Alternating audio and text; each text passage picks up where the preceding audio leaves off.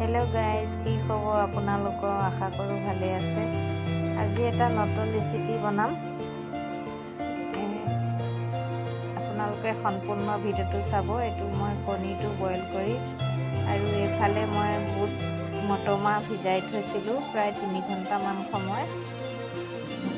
এইফালে মোৰ কণী আৰু আলু বইল কৰি হৈ গৈছে। কণীটো আজি ইফালে বুটটো মই হেৰি কৰি ল'ম। এইফালে নহৰু আৰু পিঁয়াজ,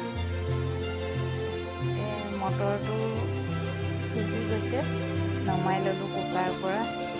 ইফালে মই কণী আৰু আলু নমালোঁ। নমাই এতিয়া কণী মই ভাজি ল'ম, ধুনীয়াকৈ ভাজি ল'ম মই কণীখিনি। এয়া হৈ গৈছে, এতিয়া নমাই ল'ম মই কণীখিনি। আপোনালোকে মোৰ ভিডিঅ'টো সম্পূৰ্ণ চাব। ভাল লাগিলে লাইক কমেণ্ট শ্বেয়াৰ কৰিব আৰু ছাবস্ক্ৰাইব কৰিবলৈ নাপাহৰিব।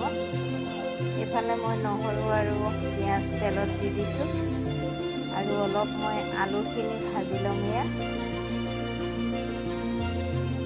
আলুখিনি অলপ ভাজি, যিহেতু সিদ্ধ কৰি লৈছিলোঁ।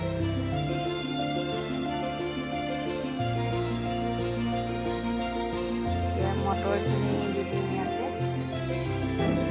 মটৰখিনি দি দিছোঁ মই, সেইখিনিও অলপ মই ভাজি ল'ম।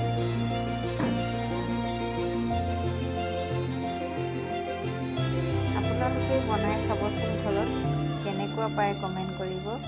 ইফালে হালধি গুড়ি দিছোঁ আৰু অলপ জলকীয়া গুড়ি দিছোঁ।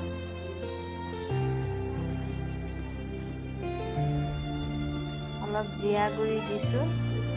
আপোনালোকৰ সোৱাদ অনুসৰি আপোনালোকে দিব। মই যিহেতু জলকীয়া গুড়ি কমাই খাওঁ, সেইকাৰণে অলপ কমাই দিছোঁ। আপোনালোকৰ যদি বেছি খায় তে বেছিকৈ দিব পাৰিব।